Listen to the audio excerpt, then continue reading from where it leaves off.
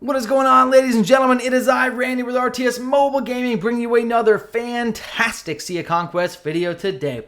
In today's video, we are finally releasing the Anti-Meta 3.0 build. It is coming to fruition after several weeks of hard work and testing and blood for the Blood God. The Anti-Meta is here for you today. We will also talk briefly about the sponsor for this video, Packsify, in a little bit, so get excited. Now, if you have been following the videos that I have released over the past week, you have seen little sneaks, little bits and pieces. If you've been watching my live stream, you've seen me testing variations of the build, okay? And now I am here today to give you the final ultimate build for Season 3. There is also a Season 2 version of this build that I will talk about towards the end of the video, things that you can do to run this setup in Season 2 and still be incredibly successful, so get excited for that as well. Now I'm going to add one quick disclaimer. This is not a straight clash build. This is a dominate your enemy at every single control point, tower, sentry tower, port, gate, whatever the hell it is. If there are multiple enemies there, this build will shred them into the ground. It is an absolute dominating force of nature that cannot be stopped, okay? But it does not do well in 1 versus 1 straight clash against Krakens who run Cutthroat. That is just not how this build works, okay? It needs a lot of people to fight at the same time to really succeed. So, let me go ahead and jump to a quick message from the video sponsor, and then we'll get right into the build. Get excited. Gleamstones! They were added a few weeks ago. There is a Gleamstone store within the in-game shop. You can change from a cash shop to purchase with cash to a Gleamstone shop to purchase all the in-game packs with Gleamstones. If you will go this route, you can purchase $1,000 worth of Gleamstones from Packsify for $879. They are offering a stellar discount, okay? Anywhere from 15 to 35% discount on your in-game packs, depending on what region you are from. So, get excited. Check out the link in my video description below. They've been around for over 3 years. They have saved players more than $4 million in in-game savings. Check it out. Thank you. The Flagship setup is fairly standard if you've been watching my recent videos and live streams. It is also the same setup that's on the Anti-Meta 1.0 and 2.0. We have Ahab, Delilah, and Magnus. Ahab is going to give you incredible shielding. Delilah is going to give you good rage regen at the start of the fight, plus a strategic debuff on the enemies, making them take bonus damage from your strategic ships. Okay, and Magnus is going to give a little bit of additional shielding, a ton of aggro, and a ton of damage mitigation to your ship. We are using the Sacred Guardian ship parts on this ship. It is going to give you a 10% HP, 15% armor, and then every time your ship uses a skill, the 4-piece bonus will give you a 5% HP shield, which is plus or minus 600k at my current health. It is obviously going to fluctuate based on your ship's max HP, okay? It is also going to give you fantastic aggro, up to 3 stacks, a total of 150 aggro, helping redirect even more damage to your flagship, which is going to be triggering these incredible shields every time you use a skill. Okay, so that is the flagship. It works fantastic. Next, you may have noticed I posted a video a few days ago that showed the Crimson Sentinel in my fleet. That is still part of the Anti-Meta 3.0. Not only is the Crimson Sentinel in my fleet, I have gotten rid of whales, cover your eyes, krakens, plug your ears. I have gotten rid of the Warhammer. The Warhammer, I got rid of it so hard, it is now, well, that one's level 35, but one of my Warhammers is level 1. I literally broke down one of my Warhammers in order to level the Crimson Sentinel up to level 35. We are here today with a Crimson Sentinel in the build instead of a Warhammer. The Crimson Sentinel is a healing support ship that does pretty good damage as well, which I will show you at the end of the video with a few reports. Okay, you have Cordelia doing crazy healing, Wanda doing crazy rage regen, plus a ton of attack bonuses for your ship. And then you have Tanaka. Tanaka is here for a couple reasons, okay, which I'll get more into detail when I talk about the Stormbringer. But let me just start by saying, on a ship that has Blade of Freedom for the ship parts, and pretty much no crit stats to speak of, 26% crit rate, 109% crit damage. This is not a crit damage ship. Tanaka, by himself, with his little sword, okay, combined with Wanda's Rage regen and the Crimson Sentinel's 15% blazing damage, Tanaka does some pretty good freaking damage, I have to say. And you, again, will get to see in the report in a few minutes and make the judgment for yourself. But having him here is going to be great. He's going to give good support for the Stormbringer, and he's going to do pretty good damage as well. Okay, so we'll talk more about Tanaka in a little bit. For the trinkets here, we are going to be running with, and I have the elixir on Wanda purely for the fact that Wanda is in my Rogue's Rumble, and my elixir is a maxed out trinket, so I wanted the bonus speed. You can have the elixir on Cordelia if you want. You can also, in that case, if you have the elixir on Cordelia, you could put the spyglass on Wanda. You can also substitute this for Wanda's own trinket, which will lower the attack of the ship but raise the healing, so you're putting the multiplier into a different bucket, but it will lower Tanaka's damage. So I'm pretty happy with this setup right now. I have min-maxed it a lot, and I'm happy with how we have it right now. Okay? The Fearless Princess. This is one of your 2 top damage dealers for the Anti-Meta 3.0. You are probably well aware from the Anti-Meta 2.0 and 1.0 that this has been the primary damage dealer for this setup all season, and most, or I would say, towards the very end of Season 2, it also evolved into a top damage dealer. It's always been a big damage dealer for me. We have tweaked it a little bit.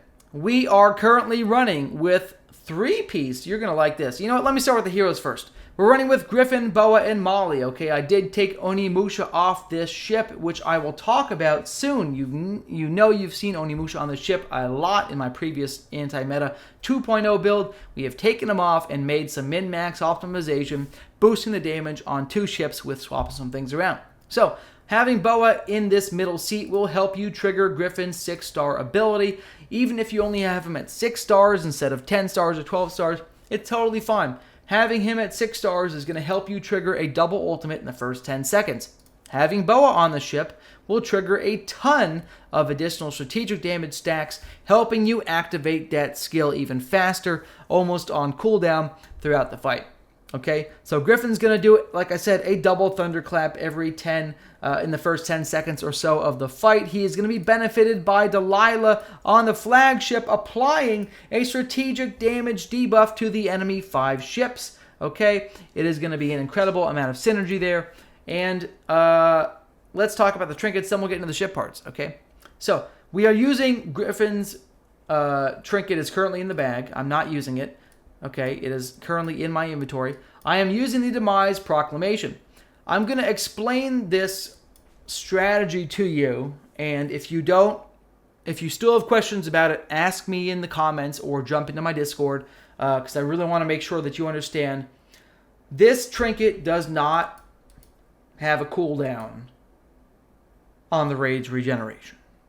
So when you kill an enemy ship, when you kill an enemy target with this ship, his ship will gain 200 rage instantly. Yes, you also get cutthroat damage, which we don't care about, but we care about the crit rate and the rage. So if I'm hitting somebody in a team fight and I kill 2 or 3 of their minions with Griffin, if he pops an ultimate and wipes out 2 or 3 of their minions, I'm going to switch targets. Not only am I going to switch targets, but I'm going to switch targets having just regained 400 to 600 rage. And then I'm going to switch targets. I'm going to lose a little bit of rage from switching targets. And within another few seconds, Griffin is going to trigger an ultimate on the next target. And if he kills some of their minions, I'm going to switch to the next target. And yes, I may be leaving people with 1 or 2 minions alive, but I'm doing insane maximum damage, zeroing ships out left and right, maximum pain, minimum losses, dominating the enemy, clearing the entire group, and that's how this build functions so nicely. That is also why this build is not a straight clash build. I can make a perfect straight clash build, and in fact, I posted a Meta 2.0 straight clash focused cutthroat build, and it dominated some people who are way stronger than me. Check out that video if you want to do better in straight clashes. This build is for massacring people in a team fight, okay? Now that I've explained that, we're using Griffin with the crit trinket. We're using Boa with a crit trinket. The Onimusha crit trinket is going to give you bonus attack. Again, more cutthroat damage that we don't care about, but it's going to give you crit rate and bonus attack. The attack is going to apply every time Onimusha applies wounded to the enemy targets or when they are low HP and have the wounded debuff anyways. So you have really, really high uptime on this attack bonus, okay? And by the way, if you only have one of these crit trinkets, and maybe it's not leveled up, that is totally fine, because you can mess around with ship parts and gems to get yourself into a healthy range of crit. It's entirely fine. I'll talk about that in a little bit when we get to the gems. This is a long video, so buckle up, okay? Fearless Princess. These ship parts we are running with a Blade of Freedom figurehead to get maximum damage output from every Griffin ult. And I'm running with 3-piece level 32 Fury of the Storm. So I'm getting 20% attack, 10% damage, and another big boost to crit damage. But again, if I don't have a second crit trinket, this might be a scenario where I put on the 4th piece of Fury of the Storm. I gain a bunch of crit rate here if I don't have the trinkets to help boost me. And then I also get to use the 4-piece bonus here. It's really up to you what you want to run. It's not a problem whatsoever. Okay, it's your decision. I have gone with the decision to not give a shit about the armor debuff and to actually care more about landing the crits and doing incredible crit damage and switching to the next target, getting this rage snowball machine rolling. Okay, that is how that setup works. I'm just going to go to the artillery. I'm just kidding. Let's go. Let's go to the Stormbringer. So this has also been min-maxed into the universe. I even switched around some trinkets and ship parts today. This is going to overtake in many battle reports. This is going to actually overtake Griffin's damage output, this ship. Okay? Bones, Onimusha, and Adeline. First off, Bones is going to reduce Adeline's damage by 10%, if I can find the skill. It's going to do 10% less non-cutthroat damage, okay? Totally fine. Because Adeline is such a cannon, she's going to make up for it. But anyways, you have Bones on the Stormbringer. Bones is going to give, and you actually do need, I'm going to put an asterisk. Having Griffin at 6-star is going to really, really help your burst damage.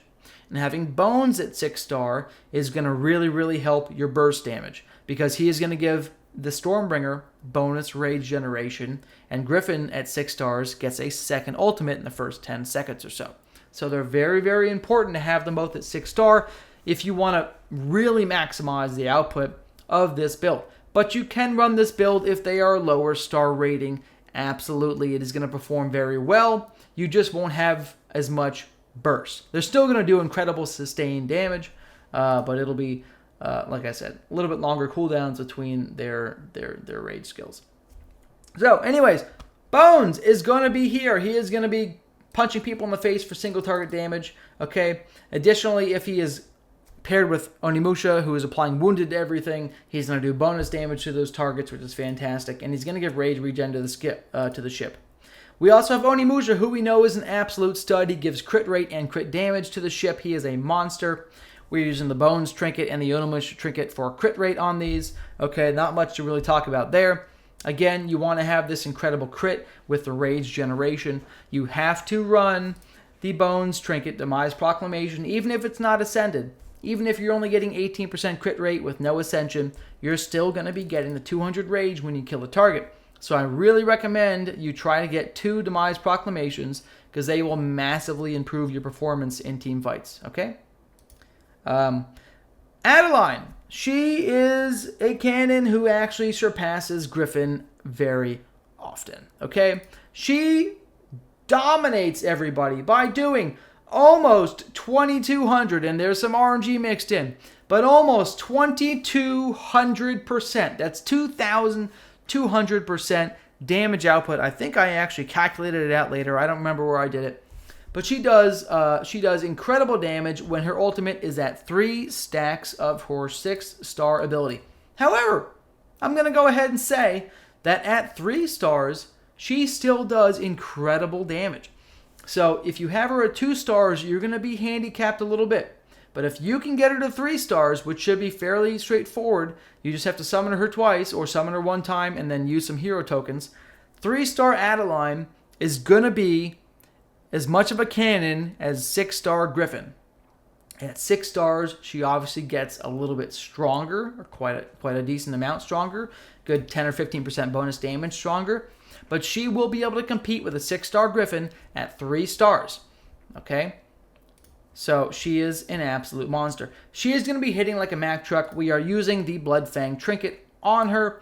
This is going to go ahead and give you a ton of bonus drowning damage and a ton of damage for her in general. It's not going to give you really any bonus damage for Bones and Onimusha.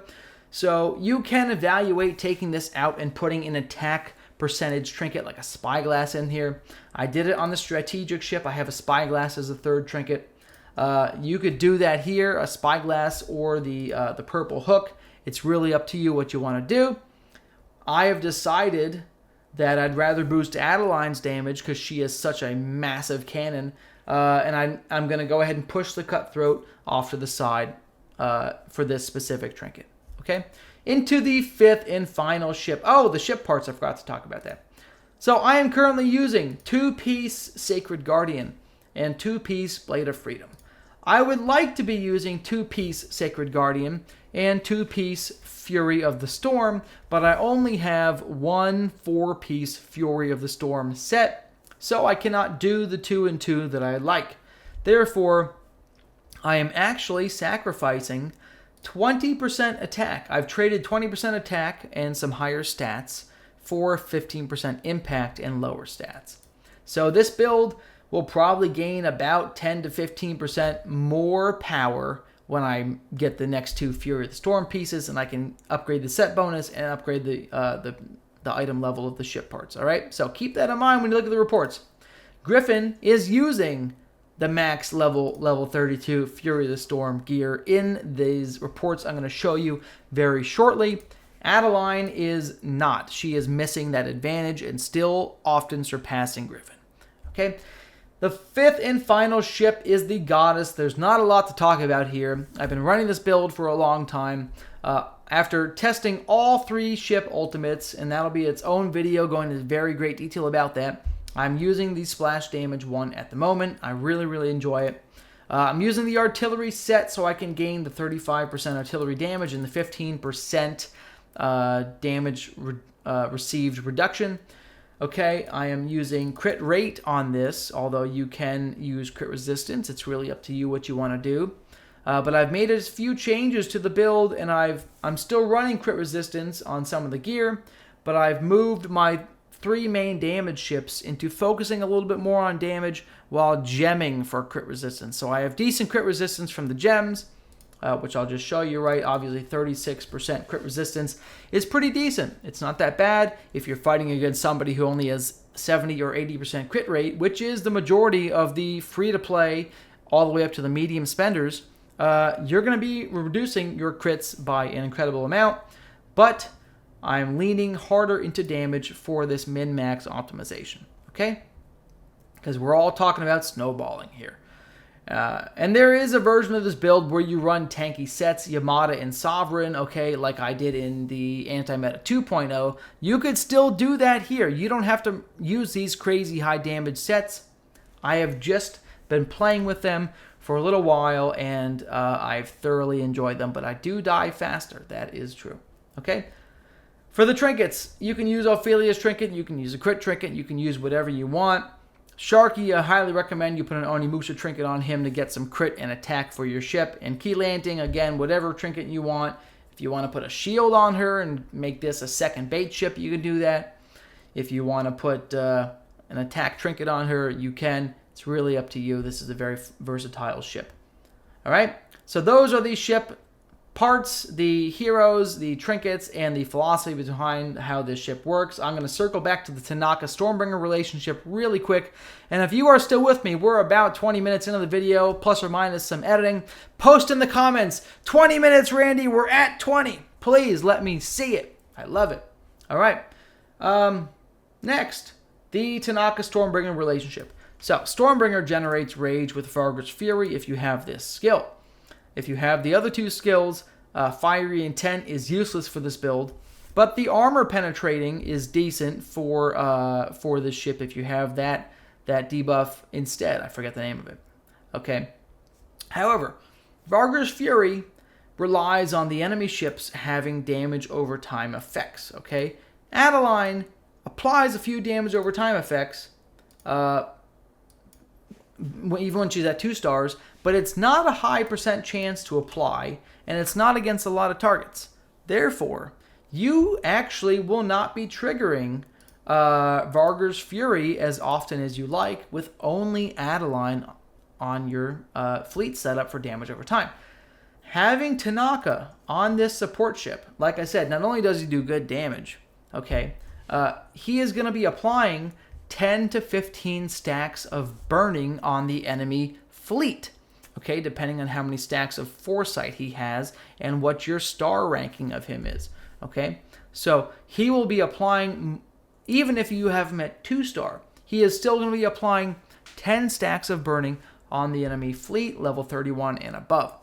Those stacks of burning will help you trigger Vargar's Fury much more reliably and boost this ship's output even further. So that is very important. I want you to keep that in mind. You can run Lulu instead of Tanaka if you want, or Cursed Ed, or another hero, whatever you really want, but you will notice a little bit of a drop. You'll still trigger Vargar's Fury, but it's a little bit of a drop in the effectiveness of the rage generation and the damage output. Okay? Oh, God, what's next? Gems! Let's show you the gems, and then I'll get into 2 or 3 reports, okay? This is the weird gem tree. You're going to look at this and be like, Randy, what were you smoking? But get ready. Let me tell you about it, okay? You're probably used to the anti-meta 2.0 when I'm running crit resistance, crit damage, and strategic damage, right? We have changed things up. We have done some fusionation, flugly woogly. I don't know what I'm saying. But anyways, we are running with crit damage in most of the red slots. I am running 2 attack percentage. I actually have crit damage I could put in their place, but I'm using 2 attack % red gems because most of my ships that are doing crit damage are over 200% crit damage. Therefore, you're getting pretty good value from applying an attack stat, which is basically putting the multiplier in a different bucket, okay? You're getting pretty good value from the attack stat. It's slightly lower value than the actual crit damage itself, but it's going to give more value to all of your ships, whether they land a critical strike or not, including your healing ship. So I'm using the attack bonus with 2 red gems. I'm then using 3 red gems for crit damage, okay? Then I'm using 2 yellow gems for strategic damage, 2 yellow gems for taking on water damage. Okay, I've got, I believe, 5 gems for crit resistance and 2 yellow gems for cutthroat damage. So the overall effect here looks pretty messy when you actually look at this, because I have all kinds of shit going on. But realistically, Bones and Onimusha are going to do pretty solid damage paired with Adeline on a high rage regen ship. They're going to do a good job. Adeline's going to hit like an AoE Mack truck you've never seen before, and Bones and Onimusha are going to be punching people right in the nuts. They're going to be doing a good job, okay? But we don't want to neglect strategic because Griffin is still such a massive damage dealer, and he is the majority of your burst damage in the first 10 seconds of the fight because Adeline takes a little time to build up her stacks and to get 3 ultimates out and to get up the 24 seconds worth of stacks on the Stormbringer to get your maximum 30% bonus damage. So you really see her damage escalate quickly after the first 15 or 20 seconds. So you really rely on Griffin being your main damage dealer in those first 10 seconds. So you cannot neglect the strategic damage. It's really key for getting people low. And obviously, even after the first 10 seconds, Griffin is going to be hitting like a cannon and wiping people out left and right. All right? Those are the gems. Let's take a look at a few reports. And I have weeks of reports and testing with all slightly different min-maxes. Let me just pull up a report from earlier. Let's see. I've got a lot of reports. I've been killing a lot of people. I'm sorry. This is fighting a bunch of OPG at a port. You probably don't care about that too much. Oh, this is me. I got a phone call in the middle of a fight, and I dropped out of combat and died. This is that same fight with like 15 people on me before I got the phone call. Okay. This is a good one to show you. This is fighting at a tower against OPG and Evo combined. I killed several of them with this build. This build is an absolute monster. Let me open up. And as you can see, I literally killed all these people. They were all trying to kill me. And I wiped most of them out, so much so that I literally dropped out of combat and was killed when I got this phone call. Like, that's how badly they were getting massacred. Okay? This build is insane. The rage regen is insane. The damage is insane. The AoE cannon shots, thunderclapping them cheeks is insane. This is the damage spread for this build. Okay? And keep in mind, when you see this damage spread, there are no gems in there for artillery damage. This is just a plain vanilla artillery ship with a crit trinket on Sharky, massacring everybody. Okay? Because the artillery build is really strong, especially with a little bit of splash mixed in. Strategic and strategic and drowning cutthroat hybrid are neck and neck. I'll start with Tanaka. This ship not only did almost 13 million healing, Tanaka also did 20 million damage by himself on a non-crit ship. By himself on a non-crit ship, just ultimating people in the face. Okay? 20 million damage. When I open up the strategic damage ship, you can see Tanaka by himself outdamaged Boa and he outdamaged Molly. He just by himself over there. He's a massacre. He's a massacrer. I don't know what the correct term is. Okay. Then we have Griffin, 36, almost 37 million damage output.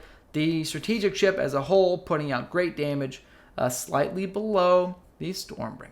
Okay. Then we open up the Stormbringer. This is kind of the crown jewel. This is the crown jewel of this build between this and the support ship.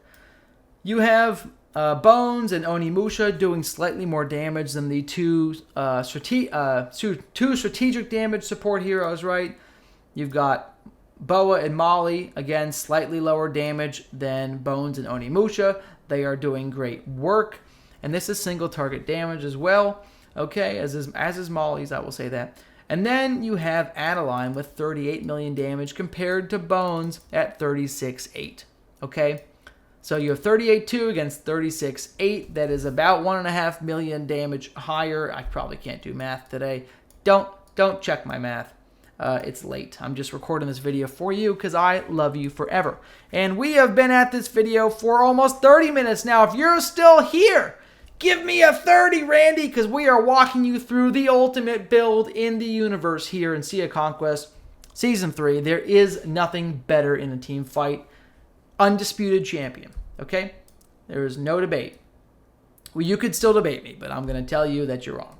Although, if you bring up good points, I will tell you that you bring up good points, and maybe you'll convince me that I'm wrong, which has happened 2 or 3 times today. So, it could happen again. But here's Adeline. Again, keep in mind, Adeline has a 10% damage debuff against her from Bones. Bones is reducing Adeline's damage by 10%.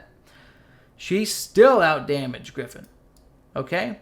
She is an absolute monster. And you may be asking yourself, Randy, why do you have Tanaka up here, Randy, on the support ship? Why wouldn't you put Onimusha on the strategic ship instead of Boa and put Tanaka on the Stormbringer instead of Onimusha? And I'm going to tell you that I thought of that. And I tested that for a day or two. And it also performed well. But it was not performing. So with this setup, I'm trying to think of how to say it. Tanaka, his damage will go up, okay? But having Onimusha boosting Adeline, who is going to be doing more damage than Griffin, is really the best way to do this. Because when you go the other way around, your overall damage drops a little bit, okay?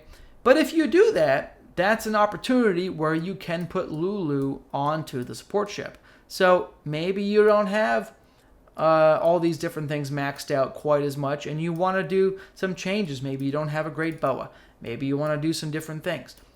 There is a version of this build where Tanaka is still on the Stormbringer.